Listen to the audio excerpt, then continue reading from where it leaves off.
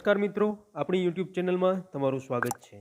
આપણે જે વિદ્યુત સહાયક જુનિયર એન્જિનિયર ઇલેક્ટ્રિકલની એક્ઝામ પ્રિપેરેશન માટે એમસીક્યુ લેક્ચર સિરીઝ જોઈ રહ્યા હતા, તેમાં અત્યાર સુધીમાં આપણે ઘણા બધા ટોપિક પર આધારિત જે અગત્યના એમસીક્યુ છે તે જોયા। ત્યારબાદ આજના વિડીયોમાં આપણે ટ્રાન્સમિશન અને ડિસ્ટ્રીબ્યુશન સિસ્ટમ આધારિત જે એમસીક્યુ છે તેનો ત્રીજો ભાગ પાર્ટ 3 જે છે તે આપણે જોઈશું। અગાઉ આપણે ટ્રાન્સમિશન અને ડિસ્ટ્રીબ્યુશન સિસ્ટમ આધારિત એમસીક્યુના બે ભાગ પાર્ટ 1 અને પાર્ટ 2 જોઈ ગયા છીએ, જેની લિંક નીચે ડિસ્ક્રિપ્શનમાં આપેલી છે, ત્યાંથી તમે જોઈ શકો છો। તો ચાલો મિત્રો, આ પાર્ટ 3 ની આપણે શરૂઆત કરીએ। તો સૌપ્રથમ એમસીક્યુ તમને અહીંયા આપેલો છે, which of the following is not the transmission voltage in India. નીચે તમને કેટલાક વોલ્ટેજ આપેલા છે, એમાંથી ટ્રાન્સમિશન વોલ્ટેજ ઇન્ડિયા માટે કયા નથી? તો તમને ઓપ્શન આપેલા છે। ઓપ્શન એ 66 કેવી, ઓપ્શન બી 132 કેવી, ઓપ્શન સી 264 કેવી એન્ડ ઓપ્શન ડી 400 કેવી। તો આ જે બધા વોલ્ટેજ આપેલા છે તેમાંથી ટ્રાન્સમિશન વોલ્ટેજ ઇન્ડિયા માટે ટ્રાન્સમિશન વોલ્ટેજ કયા નથી? તો આપણને બધાને આ વસ્તુ હવે ખ્યાલ જ હોવો જોઈએ કે જે 264 કિલોવોલ્ટ એટલે કે ઓપ્શન સી જે છે એ ટ્રાન્સમિશન વોલ્ટેજ તરીકે આપણે ઇન્ડિયામાં એને યુઝ કરતા નથી। જનરલી આપણે 66 કેવી, 132 કેવી, 400 કેવી, 11 કેવી આ બધા ટ્રાન્સમિશન વોલ્ટેજને આપણે કન્સિડર કરીએ છીએ। સો ઓપ્શન સી 264 કેવી ઇઝ ધ કરેક્ટ આન્સર। ત્યારબાદ એમસીક્યુ નંબર 2 જોઈએ। તો એમસીક્યુ નંબર 2 માં તમને કીધેલું છે, which of the following is usually not the generating voltage.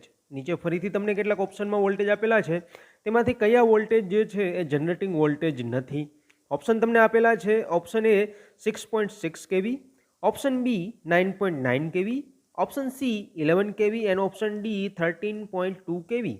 તો અહીંયા પણ આન્સર બધાને નોન જ હશે, જે આન્સર છે ઓપ્શન ઓપ્શન બી 9.9 કેવી। એટલે કે જે તમને બધા વોલ્ટેજ રેન્જ આપેલી છે તેમાંથી 9.9 કેવી જનરેટિંગ વોલ્ટેજ તરીકે આપણે યુઝ કરતા નથી। સો we can say that 9.9 KV is usually not the generating voltage in India. So option B is the correct answer. ત્યારબાદ એમસીક્યુ નંબર 3 આપણે જોઈએ। તો એમસીક્યુ નંબર 3 માં તમને કીધેલું છે, highest voltage for transmitting electric power in India is. એટલે કે ઇન્ડિયામાં ઇલેક્ટ્રિક પાવર ટ્રાન્સમિટ કરવા માટેની હાઈએસ્ટ વોલ્ટેજની જે રેન્જ છે એ કેટલી છે? તો ઓપ્શન તમને અહીંયા આપેલા છે। Option A 735 kilovolt, option B 700 kilovolt, option C 550 kilovolt and option D 400 kilovolt. તો ઇન્ડિયાની આપણે વાત કરીએ તો ઇન્ડિયામાં પાવર ટ્રાન્સમિટ કરવા માટે જે હાઈએસ્ટ વોલ્ટેજ ઉપયોગમાં લેવાય છે એ છે 400 કેવી, એટલે કે 400 kilovolt. Option D is the correct answer. ત્યારબાદ એમસીક્યુ નંબર 4 જોઈએ। તેમાં તમને કીધેલું છે, conductors for high voltage transmission lines are suspended from towers. તો અહીંયા તમને ઓપ્શન આપેલા છે। Option A to reduce the clearance from ground, option B to increase clearance from ground, option C to reduce wind and snow load and option D to take care of extension in length during the summer। તો અહીંયા તમારો correct answer થશે option B to increase the clearance from ground. તો we can say that the conductors for high voltage transmission lines are suspended from towers to increase the clearance from ground. So option B is the correct answer. ત્યારબાદ next MCQ આપણે જોઈએ, MCQ number 5। તેમાં તમને કીધેલું છે, transmission efficiency increases as. એટલે કે નીચે કેટલાક ઓપ્શન આપેલા છે, તેમાંથી શું કરવાથી ટ્રાન્સમિશન એફિશિયન્સી છે એ આપણે વધારી શકીએ છીએ? ઓપ્શન તમને આપેલા છે। Option A voltage and power factor both increase, option B voltage and power factor both decrease, option C voltage increase and power factor decrease, option D voltage decrease but power factor increase. તો અહીંયા આપણો correct answer થશે option A voltage and power factor both increases. એટલે કે આપણે transmission efficiency જો વધારવી હોય, જો ઇન્ક્રીઝ કરવી હોય તો વોલ્ટેજ અને પાવર ફેક્ટર બંને જે છે બંને વધારવા પડે, બોથ ઇન્ક્રીઝ બંનેને આપણે વધારવા પડે। So option A voltage and power factor both increases is the correct answer. ત્યારબાદ એમસીક્યુ નંબર 6 જોઈએ। તેમાં તમને કીધેલું છે, when alternating current passes through a conductor। જ્યારે કોઈ પણ કંડક્ટરમાંથી અલ્ટરનેટિંગ કરંટ પસાર થાય ત્યારે ઓપ્શન તમને આપેલા છે। Option A it remains uniformly distributed throughout the section of conductor, option B portion of conductor near the surface carries more current as compared to the core, option C, portion of conductor near the surface carries less current as compared to the core, and option D, entire current passes through the core of the conductor. તો અહીંયા જ્યારે આપણે કોઈ પણ કંડક્ટરમાંથી alternating કરંટને પસાર કરીએ છીએ ત્યારે portion of the conductor near the surface, જે સરફેસની બાજુનો કંડક્ટરનો, સરફેસની નજીકનો જે કંડક્ટરનો પોર્શન હશે તેમાંથી વધારે કરંટ પસાર થશે કોરની કમ્પેરિઝનમાં. So option B, portion of the conductor near the surface carries more current as compared to the core is the correct answer. So we can say that when the alternating current passes through a conductor, a portion of conductor near the surface carries more current as compared to the core. એટલે કે કોરની કમ્પેરિઝનમાં સરફેસની બાજુમાં જે conductor રહેલા છે, જે સરફેસની બાજુમાં જે કંડક્ટરનો પોર્શન રહેલો છે તેમાંથી સૌથી વધારે કરંટ પસાર થશે. So option B is the correct answer. ત્યારબાદ MCQ નંબર 7 જોઈએ તો MCQ નંબર 7માં તમને કીધેલું છે the fact that a conductor carries more current on the surface as compared to the core is known as. તો આપણે આગળના MCQમાં જોયું કે કોઈ પણ કંડક્ટરમાં અલ્ટરનેટિંગ કરંટ આપણે પસાર કરીએ તો કંડક્ટરની જે સપાટી, જે સરફેસ છે એની નજીકનો જે ભાગ છે તેમાં કોરની કમ્પેરિઝનમાં વધારે કરંટ ફ્લો થાય છે. તો આ જે ફિનોમિના છે એને શું કહેવામાં આવે છે? ઓપ્શન તમને આપેલા છે. Option A skin effect, option B corona, option C permeability and option D unsymmetrical fault. તો આ જે ફિનોમિના છે એને આપણે સ્કિન ઇફેક્ટ તરીકે ઓળખીએ છીએ. So option A skin effect is the correct answer. ત્યારબાદ MCQ નંબર 8 જોઈએ તો એમાં તમને કીધેલું છે the effective resistance of a conductor will be the same as ohmic resistance when. એટલે કે કંડક્ટરનો જે ઇફેક્ટિવ રેઝિસ્ટન્સ છે એ ઓહમિક રેઝિસ્ટન્સ જેટલો થશે. ક્યારે? તો ઓપ્શન તમને આપેલા છે. Option A current is in true sine wave form, option number B, voltage is low, option C, power factor is unity, and option D, current is uniformly distributed in the conductor cross section. તો અહીંયા જે કંડક્ટરનો effective resistance છે એ ohmic resistance જેટલો ક્યારે થશે એવું તમને પૂછવામાં આવેલું છે. તો એના માટેનો કરેક્ટ આન્સર થશે option D, current is uniformly distributed in the conductor cross section. જ્યારે કરંટ કંડક્ટરમાંથી પસાર થતો હશે, કંડક્ટરના આડછેદમાંથી એ કરંટ એક સરખો એટલે કે યુનિફોર્મલી જ્યારે ફ્લો થતો હોય, જ્યારે પસાર થતો હોય ત્યારે જે કંડક્ટર છે એનો ઇફેક્ટિવ રેઝિસ્ટન્સ એ એના ઓહમિક રેઝિસ્ટન્સ જેટલો થશે. So here option D is the correct answer. ત્યારબાદ MCQ નંબર 9 જોઈએ તો MCQ નંબર 9માં તમને કીધેલું છે skin effect depends on. Skin effect કેના પર આધારિત હોય છે? ઓપ્શન તમને આપેલા છે. Option A size of the conductor, option B frequency of the current, option C resistivity of the conductor material, and option D all of the above. તો અહીંયા તમારો કરેક્ટ આન્સર થશે option D all of the અબો. So we can say that the skin effect depends on the size of conductor, frequency of the current as well as resistivity of the conductor material. So option D all of the above is the correct answer. ત્યારબાદ MCQ number 10 જોઈએ તો એમાં તમને કીધેલું છે in overhead transmission lines the effect of capacitance can be neglected when the length of line is less than. Overhead transmission લાઇનમાં કેપેસિટન્સની જે effect છે એને આપણે નિગ્લેક્ટ કરી શકીએ છીએ. ક્યારે? કે જ્યારે જે ટ્રાન્સમિશન લાઇન છે એની લેન્થ લેસ દેન, ખાલી જગ્યા કરતાં ઓછી લંબાઈની હોય ત્યારે આપણે કેપેસિટન્સની જે ઇફેક્ટ છે એને આપણે નિગ્લિજિબલ કરી શકીએ છીએ. તો એ લંબાઈ કેટલી હોય? તો ઓપ્શન તમને આપેલા છે. ઓપ્શન એ 200 કિમી, ઓપ્શન બી 160 કિમી, ઓપ્શન સી 100 કિમી એન્ડ ઓપ્શન ડી 80 કિમી. તો અહીંયા તમારો કરેક્ટ આન્સર થશે option D 80 kilometre. So we can say that in overhead transmission lines the effect of capacitance can be neglected when the length of the line is less than 80 કિમી.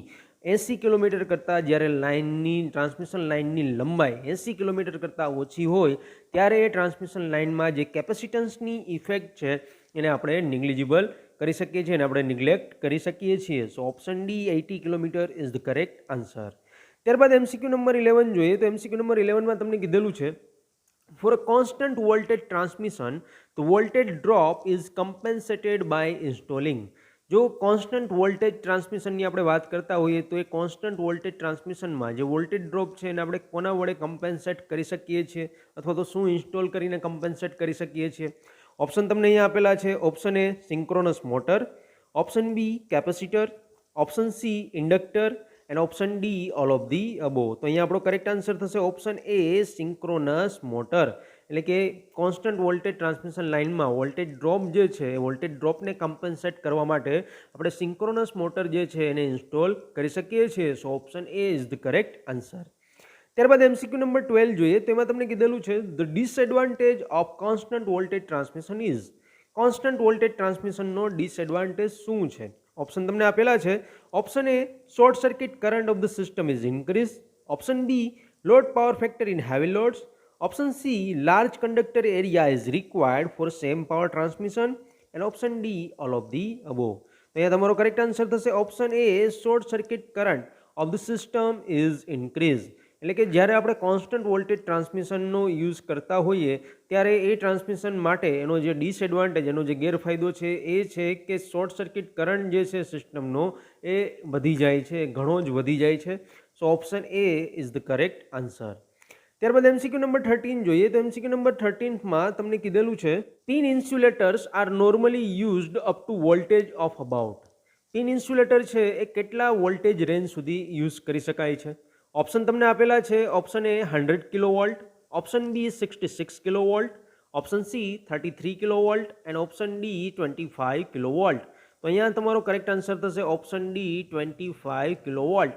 So we can say that the pin insulators are normally used up to the voltage of about 25 kilovolt. એટલે કે 25 kilovolt જેટલા voltage માટે, એટલી રેન્જના voltage માટે pin insulator છે એને આપણે સામાન્ય રીતે વાપરી શકીએ છીએ. So option D is the correct answer. ત્યારબાદ એમસીક્યુ નંબર 14 જોઈએ. તો એમાં તમને કીધેલું છે strain type insulator are used where the conductors are. Strain type insulator ક્યારે યુઝ કરવામાં આવે છે અથવા તો કેવા પ્રકારના કંડક્ટર માટે યુઝ કરવામાં આવે છે? તો ઓપ્શન તમને અહીંયા આપેલા છે. Option A dead ended conductors, option B at intermediate anchor towers, option C any of the above and option D none of the above. તો અહીંયા આપણો કરેક્ટ આન્સર થશે option C any of the above. એટલે કે dead ended conductors as well as at intermediate anchor towers strain type insulators are used. So option C any of the above is the correct answer. ત્યારબાદ MCQ number 15 જોઈએ. તો એમાં તમને કીધેલું છે the effect of corona is. કોરોનાની effect અસર શું છે? ઓપ્શન તમને આપેલા છે. Option A increase energy losses, option B increase reactance, option C increase inductance and option D all of the above. તો જનરલી આપણે બધાને ખ્યાલ હોવો જોઈએ કે કોરોનાની ઇફેક્ટને કારણે રિએક્ટન્સ અથવા તો ઇન્ડક્ટન્સમાં કોઈ પણ પ્રકારનો ફેરફાર થતો નથી. So option A it increase the energy losses is the correct answer. So we can say that the effect of corona is increase energy loss. So option A is the correct answer. ત્યારબાદ MCQ number 16 જોઈએ. તેમાં તમને કીધેલું છે a presence of ozone as a result of corona is harmful because. કોરોનાને કારણે જે ઓઝોનની presence રહેલી છે એ હાર્મફુલ છે, એ નુકસાનકારક છે. શા માટે? એના પાછળનું કારણ શું છે? તો ઓપ્શન તમને આપેલા છે. Option A it gives bad odour, option B it corrodes the material, option C it transfers the energy to the ground and option D reduces power factor. તો અહીંયા આપણો કરેક્ટ આન્સર થશે option B it corrodes the material. એટલે કે જે કોરોનાને કારણે જે ઓઝોન ઉત્પન્ન થાય છે, ઓઝોનના કારણે જે મટીરિયલ છે એ મટીરિયલ કોરોડ્સ એટલે કે કટાઈ જાય છે અને એ એના માટે કહી શકાય કે હાર્મફુલ છે. એટલા માટે આ જે ઓઝોન પ્રોડ્યુસ થાય છે કોરોનાને લીધે એ હાર્મફુલ છે. So option B it corrodes the material is the correct answer.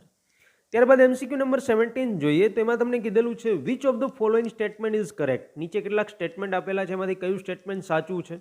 તો ઓપ્શન આપણે જોઈએ. Option A wind pressure reduce corona effect, option B ice on conductors improves the power factor, option C wind pressure is taken to act in a direction at right angles to that for ice, and option D wind pressure and ice on conductors together improve regulation of power transmitted. So here the true statement is option C. Like wind pressure is taken to act in a direction at right angles to that for ice. So option C is the correct statement or we can say correct answer. ત્યારબાદ MCQ number 18 જોઈએ. તો એમાં તમને કીધેલું છે maximum permissible span for wooden poles is. લાકડાના જે pole છે એના માટેનો મેક્સિમમ પરમિસિબલ સ્પાન કેટલો છે? ઓપ્શન તમને આપેલા છે. Option A 10 metre, option B 20 metre, option C 60 metre and option D 200 metre. તો તો અહીંયા તમારો કરેક્ટ આન્સર થશે ઓપ્શન સી 60 મીટર। એટલે કે આપણે જો વુડન પોલની વાત કરતા હોય તો વુડન પોલ માટે મેક્સિમમ પરમિસિબલ સ્પાન જે છે એ 60 મીટર જેટલો આપણે રાખી શકીએ છીએ। So option C 60 metres is the correct answer.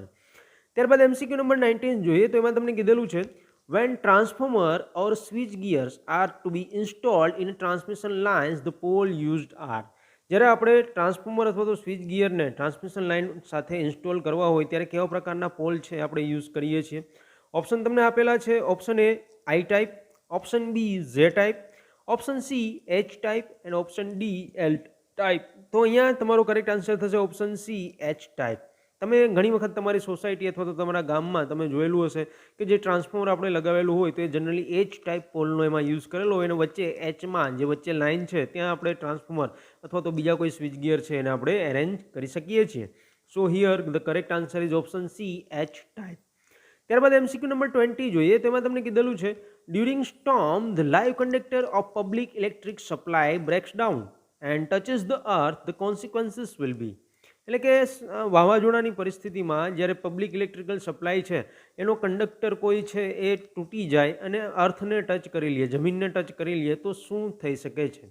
તો ઓપ્શન તમને આપેલા છે, option A supply voltage will drop, option B supply voltage will increase, option C current will flow to earth and option D no current will flow in the conductor। So option C current will flow to the earth is the correct answer। So we can say that during the storm the conductor of public electric supply breaks down and touches the earth, the consequences will be a current will flow to earth। So option C is the correct answer। ત્યારબાદ MCQ number 21 જોઈએ તો એમાં તમને કીધેલું છે for a transmission line the standing wave ratio is the ratio of. Transmission line માટે standing wave રેશિયોને આપણે કઈ રીતે ડિફાઇન કરી શકીએ છીએ? તો ઓપ્શન તમને આપેલા છે ratio of maximum voltage to minimum voltage, option B ratio of maximum current to minimum voltage, option C ratio of peak voltage to RMS voltage and option D ratio of maximum reactance to minimum reactance. તો અહીંયા wave રેશિયોની વાત કરેલી છે તો wave રેશિયોને આપણે maximum voltage divide by minimum voltage દ્વારા ડિફાઇન કરી શકીએ છીએ। So option A maximum voltage to minimum voltage is the correct answer. ત્યારબાદ એમસીક્યુ નંબર 22 જોઈએ તો એમસીક્યુ નંબર 22માં તમને કીધેલું છે in a transmission line following are the distributed constant. Transmission લાઇનમાં નીચેનામાંથી કયા ડિસ્ટ્રીબ્યુટેડ કોન્સ્ટન્ટ તરીકે કન્સિડર કરવામાં આવે છે? ઓપ્શન તમને આપેલા છે, option A resistance and inductance only, option B resistance inductance and capacitance, option C resistance inductance capacitance and short conductance and option D any of the above. तो यहाँ તમારો કરેક્ટ આન્સર થશે option C in transmission line following are the distributed constant. So in distributed constant we can consider resistance, inductance, capacitance and short conductance. So option C is the correct answer. તો મિત્રો અહીંયા આપણે transmission અને distribution system આધારિત એમસીક્યુનો જે ત્રીજો ભાગ છે તેના વિશે માહિતી મેળવીએ। જો તમને અમારો વિડીયો પસંદ આવે તો વિડીયોને લાઇક કરો, વધુમાં વધુ તમારા મિત્રો સાથે આ વિડીયોને શેર કરો કે જેથી એમને પણ એક્ઝામની પ્રિપેરેશનમાં મદદ મળી રહે। અને તમારા કોઈ સજેશન્સ, કોઈ ડાઉટ હોય તો એ પણ તમે અમને કોમેન્ટ બોક્સમાં જણાવી શકો છો। અને સાથે સાથે આ જે બધા વિડીયોઝ છે એ વિડીયોની પીડીએફ મટીરિયલ અને સાથે સાથે રેગ્યુલર અપડેટ્સ મેળવવા માટે તમે અમારી ટેલિગ્રામ ચેનલને પણ જોઈન કરી શકો છો અને અમારી યુટ્યુબ ચેનલને પણ સબસ્ક્રાઈબ કરવાનું ના ભૂલશો।